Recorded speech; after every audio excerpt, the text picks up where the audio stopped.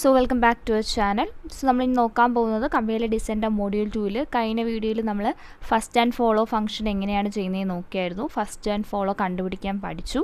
ഇനി ആ first and follow വെച്ചിട്ട് പ്രെഡിക്റ്റീവ് പാഴ്സിംഗ് ടേബിൾ കൺസ്ട്രക്ഷനാണ് ഇന്നത്തെ വീഡിയോയിൽ പറയുന്നത്. സോ നമ്മൾ നേരത്തെ ചെയ്ത സെയിം ഗ്രാമറിൻ്റെ ആ ക്വസ്റ്റ്യൻ തന്നെയാണ് നമ്മൾ നേരത്തെ കണ്ടുപിടിച്ച ഫസ്റ്റ് ആൻഡ് ഫോളോ. ഞാനൊരു ടേബിൾ രൂപേണ എഴുതിയിട്ടുണ്ടെന്നേ ഉള്ളൂ. നമ്മളതിൽ യൂസ് ചെയ്ത നോൺ ടെർമിനൽസ് എഴുതിയിട്ടുണ്ട്. E dash T dash F ആണ്. പിന്നെ ഫസ്റ്റും ഫോളോ നമ്മൾ കണ്ടുപിടിച്ച് ഇയുടെ ഫസ്റ്റും ഇയുടെ ഫോളോ ആയിട്ടാണ് ഒരു ടേബിൾ ഞാൻ ഫില്ല് ചെയ്ത് വെച്ചിട്ടുണ്ട്. ഇനി നമുക്ക് പ്രെഡിക്റ്റീവ് പാഴ്സിംഗ് ടേബിൾ എങ്ങനെയാണ് ഫില്ല് ചെയ്യണമെന്ന് നോക്കാം. ഒരു പ്രെഡിക്റ്റീവ് പാഴ്സിംഗ് ടേബിൾ ഇങ്ങനെയായിരിക്കും. നമ്മൾ നേരത്തെ ക്വസ്റ്റ്യൻ പ്രകാരം ഇങ്ങനെയായിരിക്കും നമ്മുടെ പ്രെഡിക്റ്റീവ് പാഴ്സിംഗ് ടേബിൾ. ഈ കൊടുത്തിരിക്കുന്ന എല്ലാം നമ്മൾ ആ ക്വസ്റ്റ്യനിൽ, അതായത് ആ ഗ്രാമറിലുള്ള ടെർമിനൽസാണ് ടോപ്പിൽ കൊടുത്തിരിക്കുന്നത്. ID plus star open parenthesis closing parenthesis $. Okay, അപ്പോൾ ആ ഒരു ടെർമിനൽസാണ് ടോപ്പിൽ കൊടുത്തിട്ടുള്ളത്. സൈഡിൽ നോൺ ടെർമിനൽസാണ് ടി ഡാഷ് എഫ്. ഇനി ഈ ടേബിൾ എങ്ങനെ ഫില്ല് ചെയ്യണമെന്ന് നോക്കിക്കോ. ഫസ്റ്റ് നമ്മൾ നോക്കേണ്ടതെന്ന് വെച്ചാൽ നമ്മൾ നോൺ ടെർമിനൽ നോക്കുക. ആണ് നമ്മുടെ ഫസ്റ്റ് നോൺ ടെർമിനൽ അല്ലേ. അപ്പോൾ എന്ന് പറഞ്ഞാൽ ഈ നോൺ ടെർമിനലിൽ ഫസ്റ്റും ഫോളോയും നോക്കുക. ആദ്യം നോക്കേണ്ട ഫസ്റ്റാണ്. ഫസ്റ്റ് വെച്ച് വേണം പ്രെഡിക്റ്റീവ് പാഴ്സിംഗ് ടേബിൾ എന്ത് ചെയ്യാൻ ഫില്ല് ചെയ്യാൻ വേണ്ടി പോകുന്നത്. ഫോളോ നമ്മൾ നോക്കും, അത് എപ്പോഴാണ് ഞാൻ പറഞ്ഞുതരാം. നമ്മൾ ആദ്യം ഫസ്റ്റ് നോക്കിയിട്ടാണ് പ്രെഡിക്റ്റീവ് പാഴ്സിംഗ് ടേബിൾ ഫില്ല് ചെയ്യാൻ പോകുന്നത്. അപ്പോൾ നോക്കിയാൽ ഇയുടെ ഫസ്റ്റ് നോക്കിയാൽ ബ്രാക്കറ്റും ഉണ്ട്, ഓപ്പൺ ബ്രാക്കറ്റും ഉണ്ട്, ഐഡിയും ഉണ്ട് അല്ലേ. അപ്പോൾ നമ്മൾ ഫസ്റ്റ് ഏതാ വരുന്നത്? Open bracket. അപ്പോൾ ഈ ടേബിളിൽ ഓപ്പൺ ബ്രാക്കറ്റ് എവിടെയുണ്ടോ അവിടെയൊക്കെ ഇടാം. അതായത് നമ്മൾ നേരത്തെ നോക്കിയ ഗ്രാമറാണ്. ആ ഗ്രാമറിൽ നമ്മൾ പറഞ്ഞു ഇയുടെ ഫസ്റ്റ് എന്ന് പറഞ്ഞാൽ എന്താണ്? ഓപ്പൺ ബ്രാക്കറ്റും അതേപോലെ ഐഡിയാണ്. അങ്ങനെയാണെങ്കിൽ ഇയുടെ ആ ഒരു പ്രൊഡക്ഷൻ ഇവിടെ എവിടെ ബ്രാക്കറ്റ് ഉണ്ടോ ഐഡി ഉണ്ടോ അവിടെ എഴുതണം. ഓക്കെ, ഞാൻ കാണിച്ചു തരാം. ടേബിൾ ഫില്ല് ചെയ്യണം നോക്കിക്കോ. നമ്മൾ പറഞ്ഞു ഇയുടെ ഫസ്റ്റ് നോക്കുക. ഇയുടെ ഫസ്റ്റ് എന്താണ്? ബ്രാക്കറ്റും ID. ആ ബ്രാക്കറ്റിൻ്റെ അവിടെ ഇയുടെ പ്രൊഡക്ഷൻ, അതായത് TE ഡാഷ് എഴുതുക. അപ്പോൾ എങ്ങനെ എഴുതും? E gives TE dash. അതേപോലെ ഐഡിയിലും എഴുതണം ഇ ഗീവ്സ് TE ഡാഷ്. മനസ്സിലായോ? ഇങ്ങനെയാണ് ഫില്ല് ചെയ്യുന്നത്.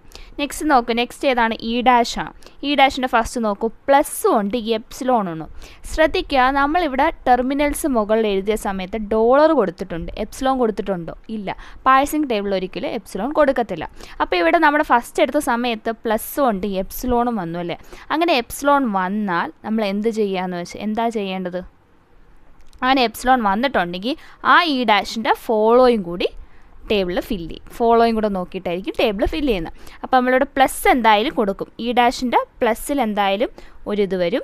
പിന്നെ അത് എപ്സിലോണാണ്. എപ്സിലോൺ ആണെങ്കിൽ ഫോളോ നോക്കുക. ഇ ഡാഷിൻ്റെ ഫോളോ എന്താണ്? ക്ലോസിംഗ് ബ്രാക്കറ്റും $. അപ്പോൾ ക്ലോസിംഗ് ബ്രാക്കറ്റിലും വരും $ലും വരും. ഇനി ആ ഇ ഡാഷിൻ്റെ പ്രൊഡക്ഷൻ എന്തുവാ?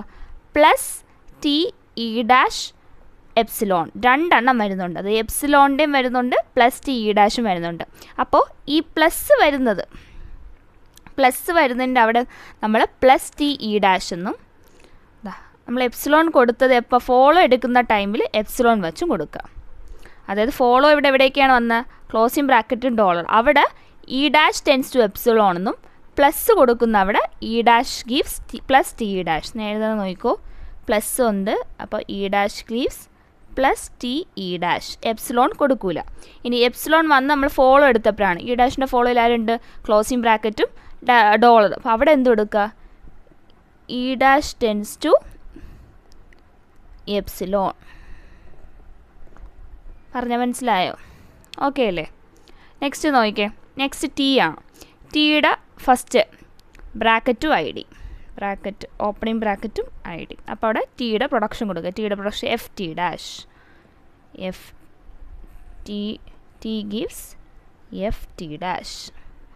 Okay, T gives FT dash. Okay അല്ലേ.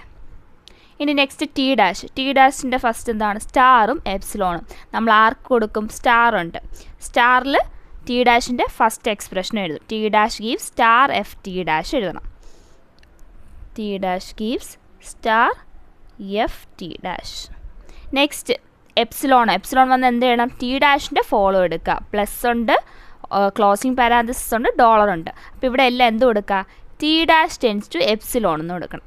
അപ്പോൾ ആരൊക്കെയുണ്ട്? പ്ലസ് ഉണ്ട്, ക്ലോസിങ് ബ്രാക്കറ്റ് ഉണ്ട്, ഡോളർ ഉണ്ട്. അവിടേക്ക് എന്ത് കൊടുക്കുക? T tends to epsilon. T അല്ല, T dash. T dash tends to epsilon. T dash tends to epsilon.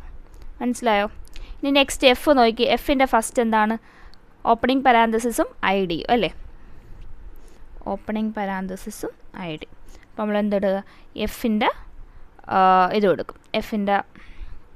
എഫിൽ ഇത് ശ്രദ്ധിച്ച് എങ്ങനെയാണ് ഇത് ഫില്ല് ചെയ്യണമെന്ന് മെയിനായിട്ട് വന്നാൽ, ഇപ്പോൾ നമുക്ക് എഫിനാണെങ്കിൽ 2 എണ്ണം വരുന്നുണ്ടല്ലേ? എഫ് ഇയും വരുന്നുണ്ട്, ബ്രാക്കറ്റിൻ്റെ അകത്ത് ഇയും വരുന്നുണ്ട്, ഐ ഡിയും വരും. നമ്മുടെ 2 എണ്ണം വന്നിട്ട് ബ്രാക്കറ്റ് എവിടെയാണോ ഇതിൽ ബ്രാക്കറ്റ് വരുന്ന പ്രൊഡക്ഷൻ ബ്രാക്കറ്റിൻ്റെ കോളത്തിൽ എഴുതുക.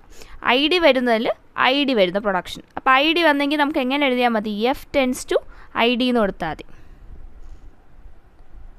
മനസ്സിലായോ? ഇനി ബ്രാക്കറ്റിൻ്റെ പ്രൊഡക്ഷൻ എഫ് ഗീവ്സ് ബ്രാക്കറ്റിൻ്റെ അകത്ത് ഇ. മനസ്സിലായോ? ഇങ്ങനെ വേണം ഫില്ല് ചെയ്യാൻ. ഓക്കെ അല്ലേ? സോ ഇതാണ് predictive parsing table construction. Okay അല്ലേ? ഇതൊരു പാർട്ട് ബിയിലൊക്കെ ചോദിക്കാമെന്നുള്ളൊരു ക്വസ്റ്റ്യനാണ്. ഓക്കെ.